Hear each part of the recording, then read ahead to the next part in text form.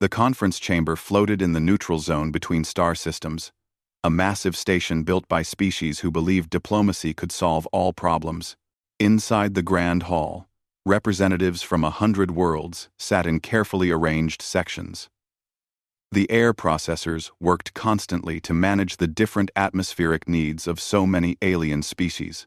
Ambassador Talaris of the Velnari stood at the central platform. His forearms gestured slowly as he spoke, a sign of deep concern among his people. His silver skin reflected the chamber lights, and his large black eyes focused on one figure across the room.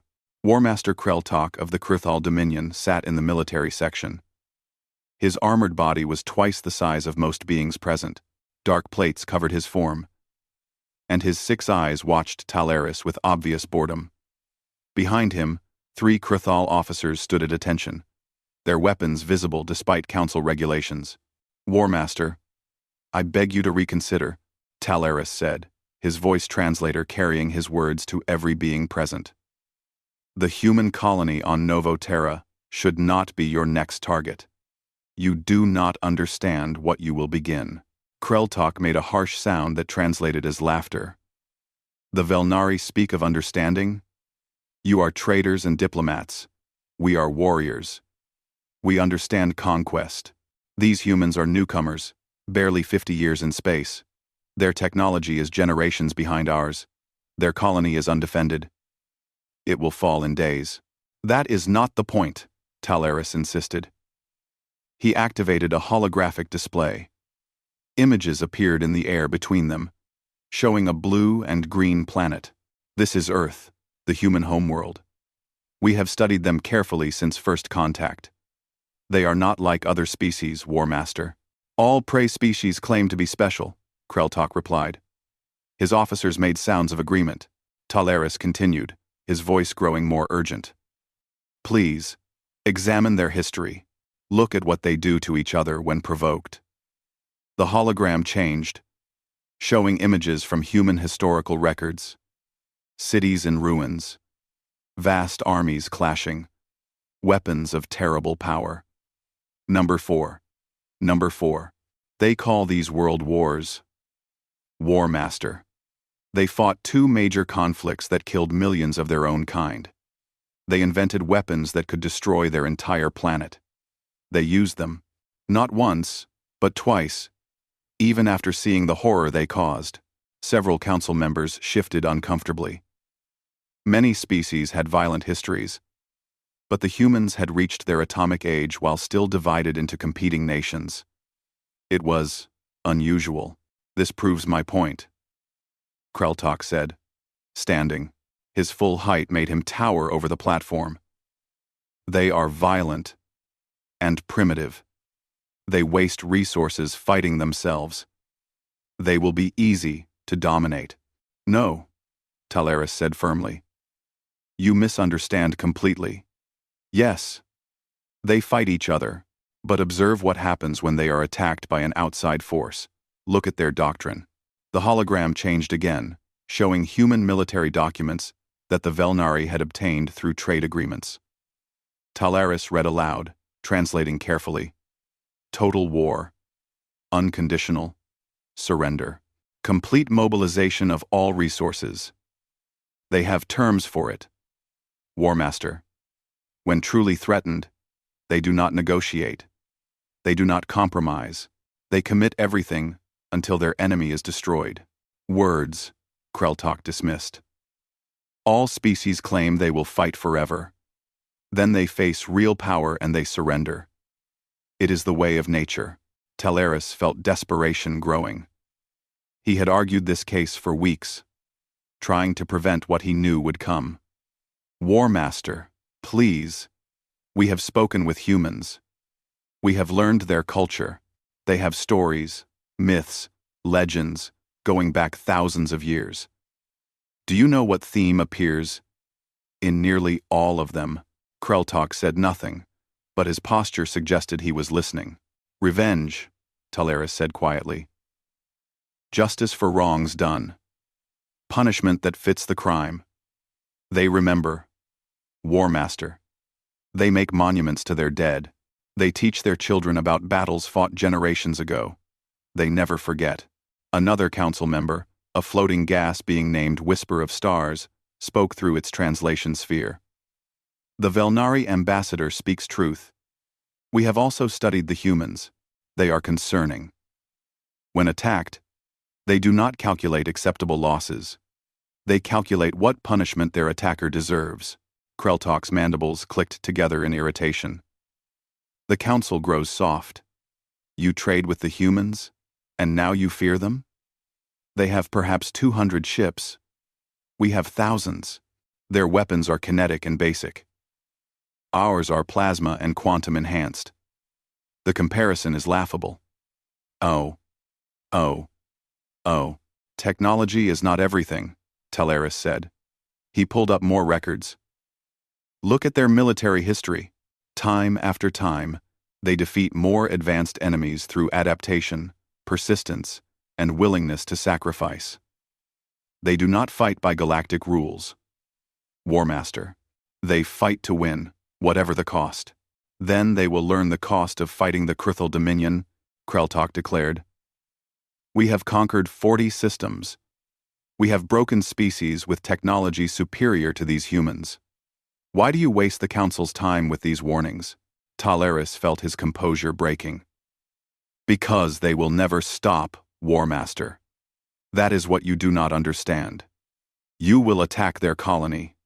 Yes. You will win. Yes. But that will not be the end. It will be the beginning. They will pursue you across the galaxy. They will hunt every ship, every officer, every world involved in attacking their people. It does not matter if it takes years or decades. They will come. The chamber fell silent. Kreltok stared at the smaller ambassador. Finally, he spoke, his voice cold. Let them come. Let them chase us across the stars if they wish. We will be waiting, and we will teach them what happens to primitive species who challenge true power. He turned and left the chamber, his officers following. The sound of their armored footsteps echoed away. Talaris stood alone at the platform, his forearms falling to his sides. Whisper of Stars floated closer. You tried, Ambassador. No one can say you did not warn them. Warning is not enough, Talaris replied quietly. He activated his personal communicator, accessing a secure channel. It took several minutes to route through the proper networks, but finally, he connected to the human colony on Novo Terra. A tired-looking human woman appeared on his screen. Commander Park Ji-woo of the Colonial Defense Force. Ambassador Talaris. This is unexpected. Commander Park, I bring unfortunate news. The Krithal Dominion plans to attack your colony. I could not dissuade them. I wanted to warn you. Park's expression hardened. When? Soon. Days, perhaps weeks. I am sorry. I tried. Park nodded slowly. Thank you for the warning, Ambassador. We will prepare as best we can. Commander, Talaris hesitated. When this is over, whatever happens, please remember that some of us tried to prevent it. Park looked at him for a long moment. I will remember, Ambassador. I promise you that. We humans are very good at remembering. The connection ended. Talaris left the council chamber and returned to his ship, carrying the heavy knowledge of what was about to begin. The first sign of attack was the disappearance of the morning sun. Commander Park Ji-woo stood on the balcony of the defense headquarters, watching the sky darken as massive ships entered orbit above Novo Terra. The Krithal fleet had arrived without warning, dropping out of faster-than-light travel directly above the colony. Alarms screamed across the settlement. 15,000 colonists scrambled for shelters, while the small defense force rushed to positions. Park knew they had no chance, but she would not surrender without fighting. All units, defensive positions, she ordered through the command network. Get the civilians into the underground shelters. Medical teams, prepare for casualties. The Krithal did not send messages or demands. They simply began orbital bombardment. Fire rained from the sky. Energy weapons struck the outer buildings, turning homes into vapor. The colony's shield generators activated, creating protective domes over the main settlement areas. But there were too few shields, and too many weapons firing from above. Park ran to the command center, a reinforced bunker beneath the headquarters. Her tactical display showed disaster unfolding across all sectors. The agricultural zones were burning. The water processing plant had been destroyed. 3 of the 5 shield generators were already gone. "Get me damage reports," she ordered her staff, "and find me anything in orbit we can shoot at." Lieutenant Choi Yunha worked frantically at the communications station. "Commander, I am sending distress signals on all frequencies, but the Kurthal are jamming most channels. I do not know if anyone can hear us." "Keep trying," Park said. She studied the tactical display, calculating impossible odds. The colony had 12 defensive turrets, meant to deter pirates, not military fleets. The Kurthal had brought 40 warships. The bunker shook as another bombardment wave hit. Dust fell from the ceiling. On the display, another shield generator went offline. In the medical center, Dr. Kim Min Seo worked desperately to save lives. The wounded kept coming, carried by neighbors and family members. Burns, crushing injuries, radiation exposure. Her small staff could not handle the volume. "We need more supplies," her nurse said, voice shaking. "We are running out of everything." "Use what we have," Kim ordered. "Save who you can."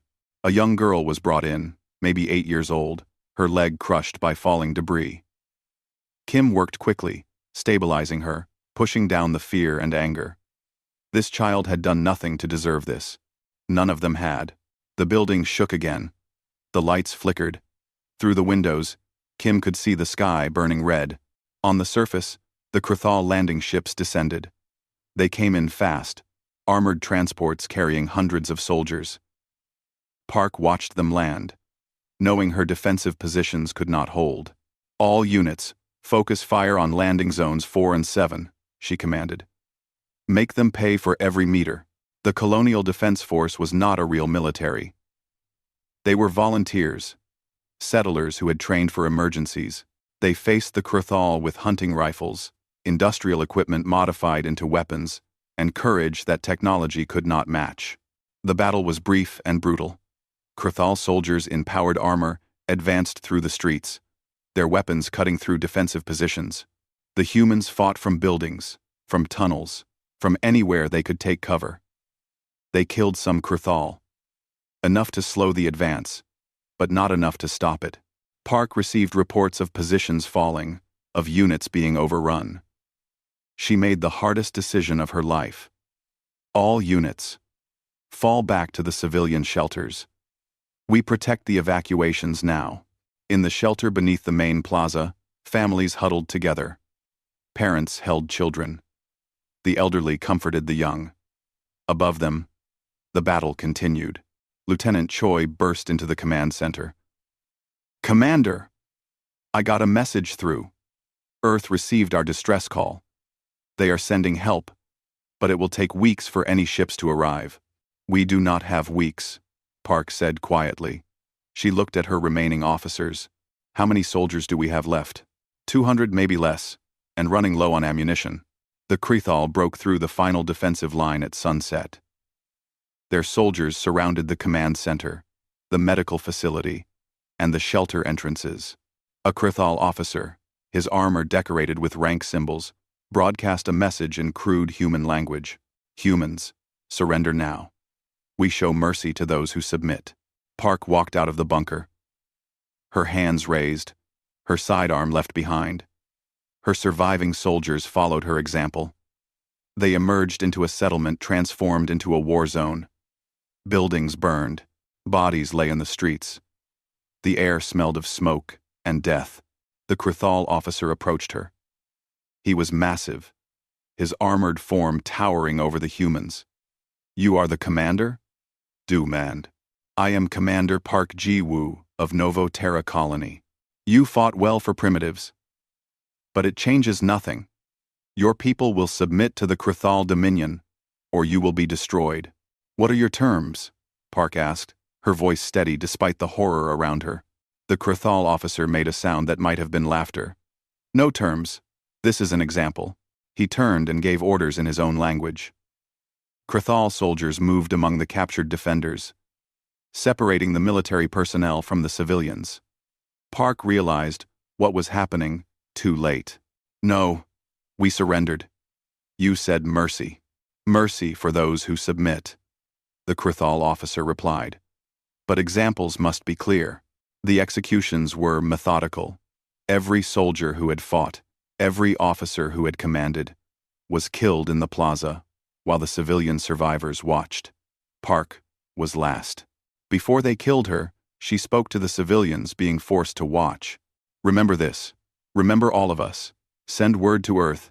Tell them what happened here. Tell them to make the Krathal pay for every life. The Krathal officer struck her down.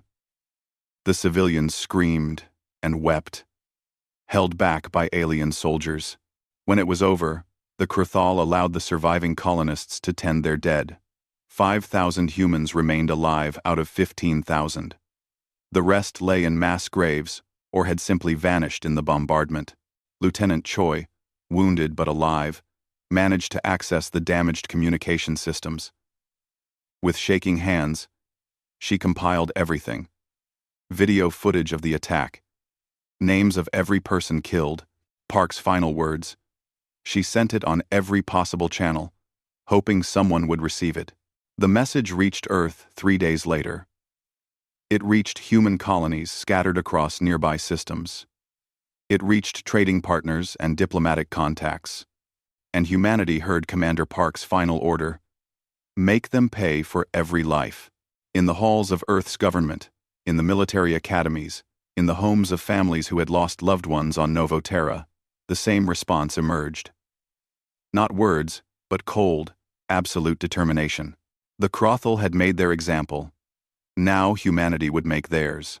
6 months after the Novo Terra massacre, Admiral Han Soo-jin stood on the bridge of the warship, relentless, watching the tactical display with cold calculation. Before her, a Krathal supply convoy moved through the outer rim, unaware they were being hunted. All ships, maintain stealth approach, Han ordered. Weapons hot, but do not lock targets until my command. The human fleet had changed dramatically in 6 months. Every available resource had been poured into military production. Shipyards worked constantly. Scientists developed new weapons, and every ship, every crew, had one mission: make the Krathal pay. Han had been chosen to lead Operation Reckoning because of her reputation for patience and precision. She had spent 20 years in the Human Defense Force, rising through ranks during peacetime. Now, in humanity's first real war with an alien species, she commanded the largest human fleet ever assembled. Admiral, we have identified the convoy composition, her tactical officer reported. 3 cargo ships, 2 escort destroyers. Standard Krathal patrol pattern. Any civilians? Han asked. No, Admiral. Pure military convoy, carrying weapons and ammunition to the frontier sectors. Good. Han studied the display. The convoy was heading toward a gravity well that would slow their faster-than-light travel. Perfect ambush position. Prepare the broadcast. A communications officer nodded, activating the pre-recorded message. Han had made dozens of these recordings, one for each operation. The words never changed, only the names. The human fleet dropped out of stealth mode simultaneously. 20 ships appeared around the Krathal convoy, weapons aimed, blocking all escape routes. On all frequencies, Han's message played in Krathal language. This is Admiral Han Soo-jin of humanity. You carry weapons to arm those who massacred Novo Terra colony. In memory of Commander Park Ji-woo, Dr. Kim Min-seo, Lieutenant Choi Yun-ha, and 15,000 innocent humans, we sentence you to death. May your gods have mercy. Because we will not. The Krathal escorts tried to fight. Their weapons were powerful, designed to penetrate heavy armor. But the humans did not fight like the Krathal expected. Instead of neat battle formations, the human ships split and attacked from multiple angles. They used missiles to overwhelm point defenses, then closed to kinetic weapon range. The battle lasted 8 minutes. When it ended, the Krathal convoy was debris floating in space. The human fleet had suffered damage to 3 ships and lost 12 crew members. They recovered the bodies and prepared for faster-than-light jump. "Target destroyed, Admiral," the tactical officer reported. "No survivors detected." "Log it," Han ordered. "Send the report to Earth and all colonies. Then find me the next target." This was the pattern humanity had adopted. Not grand fleet battles seeking glory, but systematic hunting. Every Krathal military asset became a target. Supply lines, patrol groups, isolated stations. The humans attacked relentlessly, giving no quarter, accepting no surrender. On the Galactic Council station, Ambassador Talaris watched reports of human attacks with growing concern. The Council was in emergency session, debating how to respond. "The humans violate every principle of civilized warfare," a Zephan representative argued. "They refuse mediation. They reject all peace talks. They pursue military targets without mercy. The Council must intervene." Talaris stood to speak. The Council warned the Krathal. "We told them not to attack the humans. They ignored our warning. Now they face the consequences." "But the humans will not stop," another representative protested. "They have rejected 3 separate mediation attempts. They stated clearly that they will continue until the Krathal are destroyed, or until every being responsible for Novoterra is dead. That could take years." "Yes," Talaris said quietly. "I told the Krathal this would happen. I told them humans never forget. They did not listen." In Krathal space, Warmaster Kreltok grew increasingly frustrated. The humans were supposed to be weak, easy prey. Instead, they fought like nothing the Krathal had encountered before. They did not seek honor or glory. They simply killed efficiently and moved to the next target. "How many ships have we lost?" Kreltok demanded of his officers. 74, Warmaster. Mostly escorts and supply vessels, but also 3 heavy cruisers that were ambushed while on patrol. "And how many human ships have we destroyed?" 12 confirmed, Warmaster. Possibly more, but they recover their damaged vessels quickly. Kreltok slammed his fist on the tactical table. "They are supposed to be primitive. How are they matching our technology?" One of his senior officers, a veteran named Sekthar, spoke carefully. "Warmaster, they are not matching our technology. They are adapting to it. Every battle, they learn. They study our weapons, our tactics, our weaknesses, and they change their approach. Then we adapt as well." Kreltok ordered. "Pull back all patrols and supply runs. Fortify our core systems. Let them come to us, where our superior numbers will crush them." "Warmaster," Sekthar hesitated. "The humans have made their strategy clear. They do not seek to conquer our territory. They seek to punish those responsible for Novoterra. They can wait years if necessary. Then let them wait." Kreltok roared. "We have the stronger position. They will eventually tire of the costs. All wars end in negotiation." Sekthar said nothing. But privately, he had read the reports about human history. He knew that human wars often did not end in negotiation. They ended when one side achieved complete victory. Months passed. The human attacks continued but changed in nature. Instead of hunting convoys, they began targeting infrastructure, communication relays, sensor stations, automated defense platforms. They systematically blinded Krathal early warning systems. Admiral Han coordinated these operations from a mobile command center, constantly moving to avoid Krathal retaliation. She spent her evenings reading reports from intelligence teams who had infiltrated Krathal space, gathering information on military installations and officer locations. "Admiral, we have another mediation request from the Galactic Council," her communications officer reported. "They are asking you to meet with Krathal representatives to discuss terms." End quote. "No," Han replied without looking up from her reports. "Send the standard response." The communications officer read from the template. Humanity will consider peace negotiations only after the following conditions are met.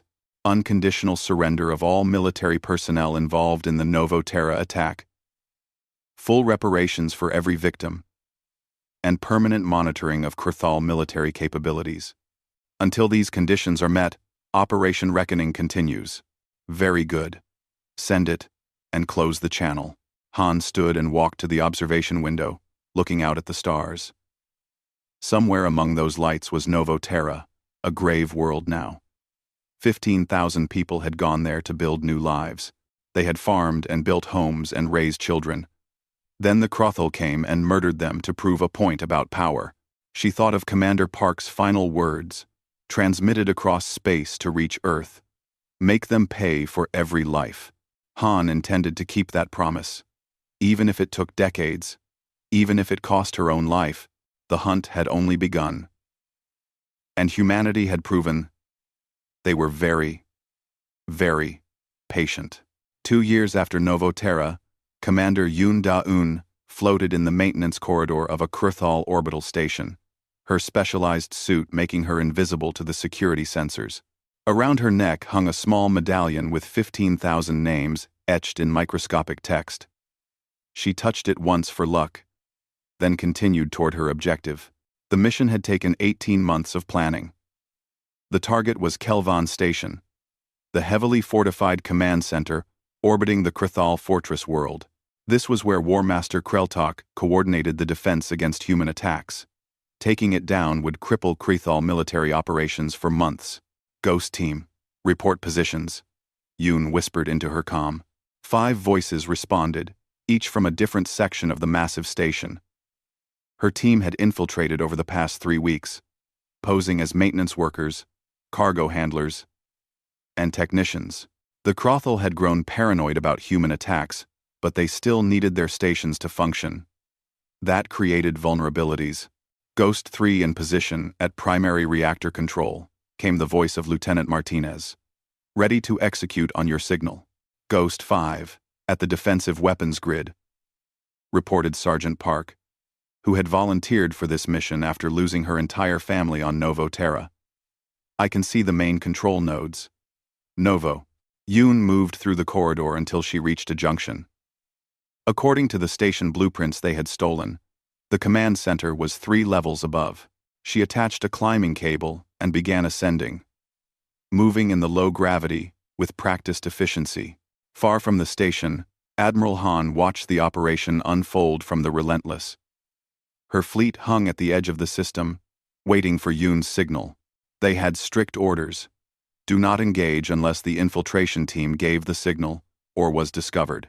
Admiral, Kurthal defensive fleet is maintaining standard patrol patterns, her tactical officer reported. 27 capital ships, numerous smaller vessels. They have not detected our presence. Maintain position, Han ordered.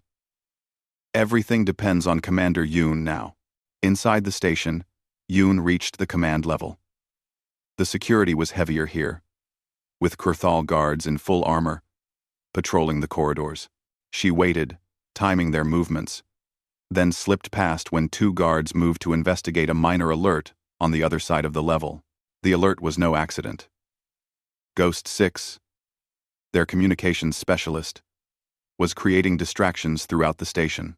Nothing major enough to trigger full lockdown, just small technical glitches that pulled security forces away from key areas.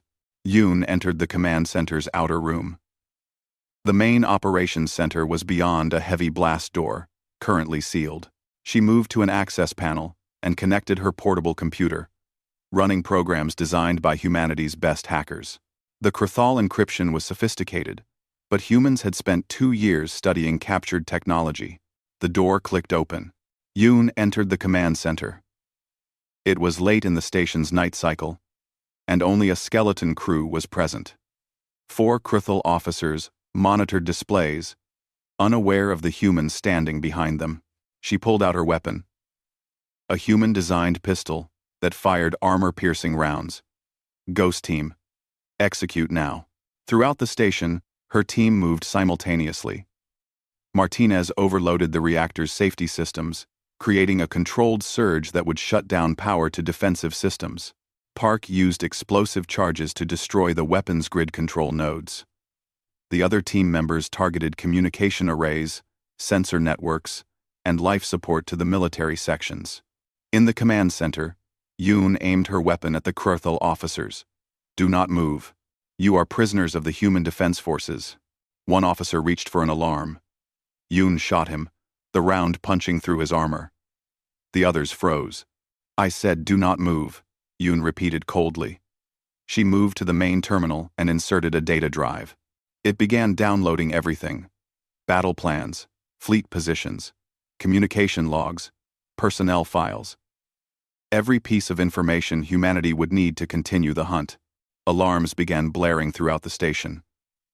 Her team's actions had been detected. Yoon activated her comm. "Admiral Han, Ghost Leader.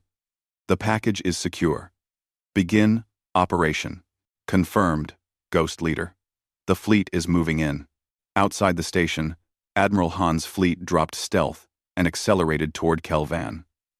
The Krurthal defensive fleet reacted immediately, moving to intercept. But their command and control systems were chaos.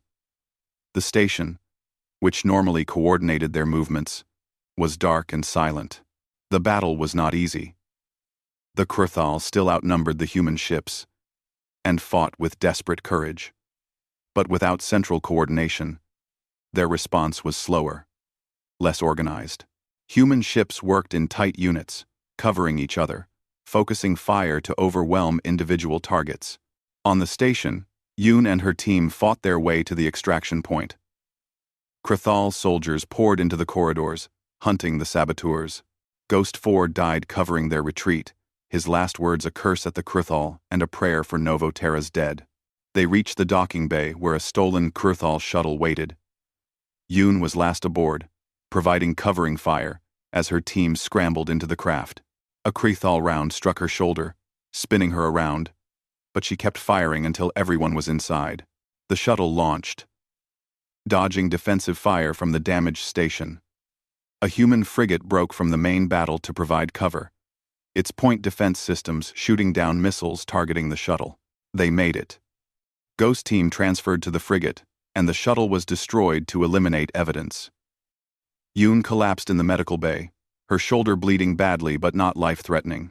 "Mission successful, Admiral," she reported through gritted teeth as medics worked on her. "We got everything." The battle around Kelvan Station continued for 6 hours. When it ended, the Krurthal defensive fleet had been shattered. 18 of their capital ships were destroyed or crippled. The station itself was a wreck, its military sections exposed to space, its command capabilities eliminated. Admiral Han sat in her command chair, reviewing casualty reports. 23 human ships had been damaged. 4 were destroyed. 573 crew members dead. She read every name, as she always did, adding them to the list of those who had died to avenge Novoterra. The Galactic Council responded with shock and condemnation. Ambassador Talaris of the Velnari faced angry representatives demanding intervention against humanity's aggression. "The humans have struck at a fortress world," a council member protested. "This goes beyond retaliation. They are becoming the aggressors." Talaris felt tired. He had watched this conflict unfold exactly as he had predicted. The Krurthal massacred 15,000 civilians to make an example. The humans are systematically dismantling the military that committed that massacre. It is proportional, by their standards. But when will it end? Another representative demanded. "When the humans decide it ends," Talaris replied. "I told you all this before it began. They do not forget. They do not forgive attacks on their civilians. The only surprise is that they have shown as much restraint as they have. They could have struck at Krurthal civilian populations. They have not. They. In the damaged command center of Kelvan Station, War Master Kreltok surveyed the destruction. His forces had been humiliated. Humans had infiltrated his most secure installation, stolen critical intelligence, and destroyed his defensive fleet. For the first time, he felt something he had not experienced in decades of warfare. Fear. An officer approached carefully. War Master, we are receiving a transmission from the humans. Admiral Han wishes to speak with you directly. Kreltok wanted to refuse, but he needed to understand his enemy. Admiral Han's face appeared on the display. She looked tired, worn by years of warfare, but her eyes were hard and merciless. War Master Kreltok, I am offering you one opportunity to end this. Surrender yourself and all personnel involved in the Novo Terra massacre. Submit to human justice. Accept monitoring of your military. Pay reparations to the survivors. Do this, and the killing stops. Kreltok's mandibles clicked in anger. You demand we surrender? We are the Krithal Dominion. We have conquered 40 worlds. We will never submit to primitive humans. Han's expression did not change. Then you will die. Every officer, every ship, every world that supported the attack on Novo Terra. We will hunt you all. It may take years, it may take decades, but we will never stop. This is the only warning you will receive. The transmission ended. Kreltok stood in the ruined command center, realizing for the first time that the Velnari ambassador had been right. The humans would never stop. They would pursue revenge across the galaxy, paying any price, accepting any sacrifice. He had awakened something that should have been left alone. The final battle began at dawn over Krithal Prime, the homeworld of the Dominion. War Master Kreltok had assembled every remaining ship, calling back forces from across Krithal space. 300 warships formed defensive formations around the planet, the largest military force the Krithal had ever gathered in one place. On the bridge of the Relentless, Admiral Han studied the tactical display with calm focus. The human fleet numbered only 140 ships, but they were veterans now. 3 years of constant warfare had taught them how to fight, how to survive, and how to kill efficiently. Admiral, we are receiving surrender offers from several Krithal ships, her communications officer reported. They are asking for mercy, offering to defect. Han considered this. Tell them to withdraw from the battle space immediately and transmit their complete crew manifests. We will verify none of them participated in the Novo Terra attack. If they are clean, they may leave. If not, they share the same fate as the rest. The officer transmitted the message. 6 Krithal ships broke formation and jumped away, choosing survival over loyalty to Kreltok. The War Master's remaining fleet tightened ranks, preparing for the human assault. All ships, this is Admiral Han, she broadcast to the human fleet. We did not come here for conquest or glory. We came for justice. Every person on Novo Terra deserves this day. Fight with honor, but fight without mercy for those who showed none.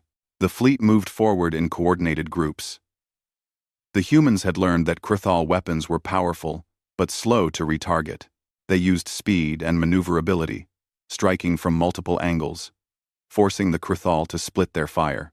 The space around Krithal Prime became a storm of weapons fire and dying ships. Human vessels took terrible damage but pressed forward. The crew of the destroyer Justice died when their ship was cut in half by Krithal plasma cannons. But not before they crashed their wreck into a Krithal battleship, destroying both vessels. On Krithal Prime's surface, civilians watched the battle through telescopes and sensors. Some cheered for their military. Others, having read the reports of what had happened on Novo Terra, felt shame and fear. A few even hoped the humans would win, believing that their own leadership had brought this disaster. In orbit, Commander Yoon led a squadron of fast attack ships.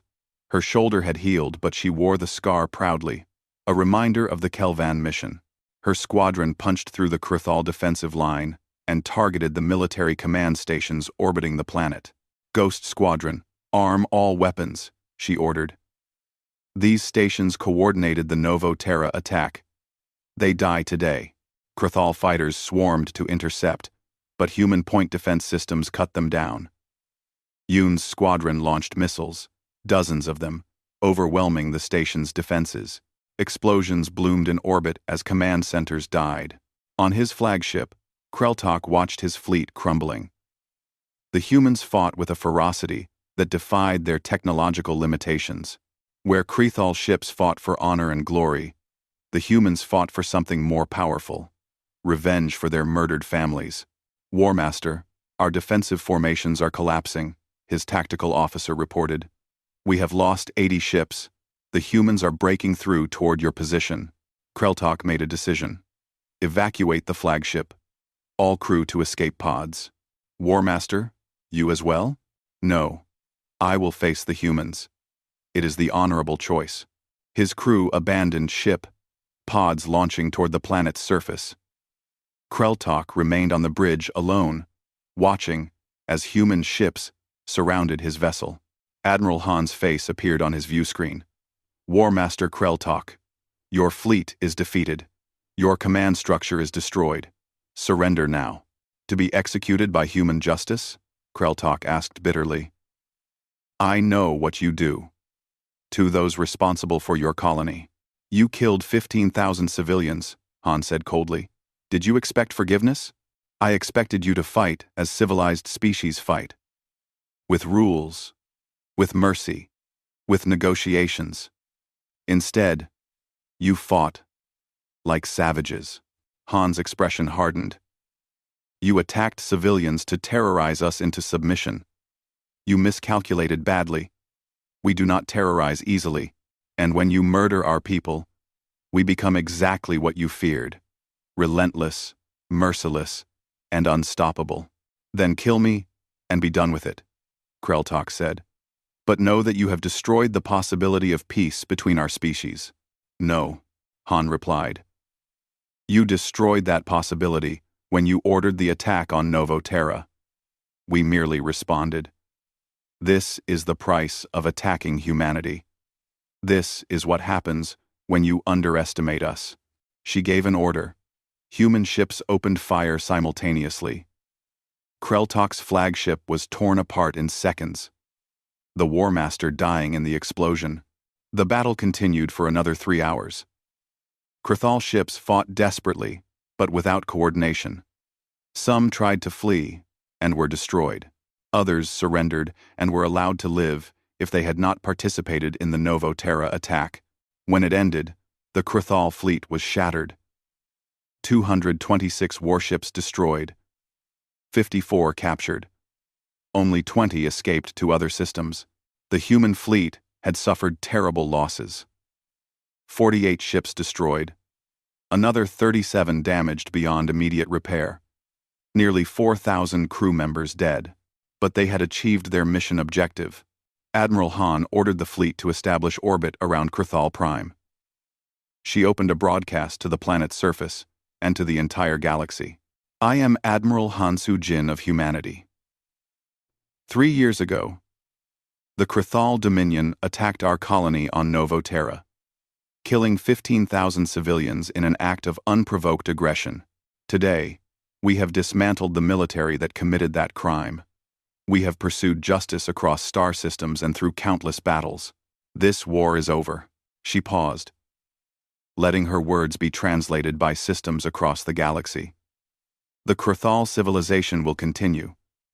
We do not make war on civilians. But their military will be monitored and limited. Reparations will be paid. And they will remember what happens when humanity is attacked." On Earth, billions of humans watched the broadcast. In the ruins of Novo Terra, the 5,000 survivors gathered around memorial stones, bearing 15,000 names. They wept for the dead and felt grim satisfaction that justice had been served. The Galactic Council met in emergency session once again. Ambassador Talaris stood before them, feeling vindicated but not happy. "The humans have won," he announced. "The Krethal have surrendered unconditionally. Now, we must decide how the galaxy responds. The humans violated every principle of civilized warfare," someone argued weakly. "And yet they won," another representative countered. "Perhaps our principles only work when all parties follow them." The Krethal did not. The humans adapted. After hours of debate, the council reached a consensus. The Velnari drafted a formal statement that would become galactic law. No species shall attack human civilian populations. Humanity has demonstrated they will pursue retribution without limitation of time or resources. Any species that violates this law does so with full knowledge of the consequences. On the relentless, Admiral Han stood before the memorial wall in her quarters. It held photographs of every human who had died in the war. She touched the image of Commander Park Ji-woo, the woman who had made the final stand on Novo Terra. "We kept our promise," Han said quietly. "Every life has been paid for. You can rest now." A message appeared on her personal terminal. It was from Commander Yoon, who had returned to the Novo Terra system with a small fleet. They had begun rebuilding the colony, clearing the ruins, and preparing for new settlers who wanted to honor the dead by continuing their dream. Han read the message. "The memorial is complete, Admiral. 15,000 names carved in stone that will last forever. We remember them all. Thank you for leading us to justice." Han sent a brief reply. "Thank you for following me to the end." She filed her final report to Earth Command, recommending the fleet be reduced now that the war was over. Humanity could return to exploration and building, leaving warfare behind. But the galaxy had learned an important lesson.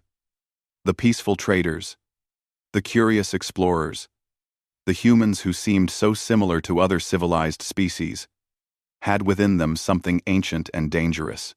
When provoked, when their families were threatened, they became hunters, without mercy. New species entering galactic space received briefings about established civilizations. When they reached the section about humanity, they found a simple warning highlighted in bold text: "Do not attack the humans. Do not threaten their civilians. Do not test their patience. They have proven they will pursue justice across generations and light years. They will never stop. They will never forget. You will never escape their wrath." On Resent. 1. And in the ruins of the Kurthal Military Academy, now occupied by human peacekeepers, one final change was made. The hall that had celebrated conquest was converted into a museum of warfare. At its center, a simple plaque with 15,000 names. Beneath the names, one sentence in both human and Kurthal language: "Remember Novo Terra. Remember the price of attacking those who will never surrender." The galaxy remembered. And humanity, having proven their point, returned to the work of building rather than destroying. But they kept their fleets ready, their weapons maintained, and their promise clear. "Attack our people, and we will show you what humanity truly means." Retry Claude can make mistakes. Please double-check responses.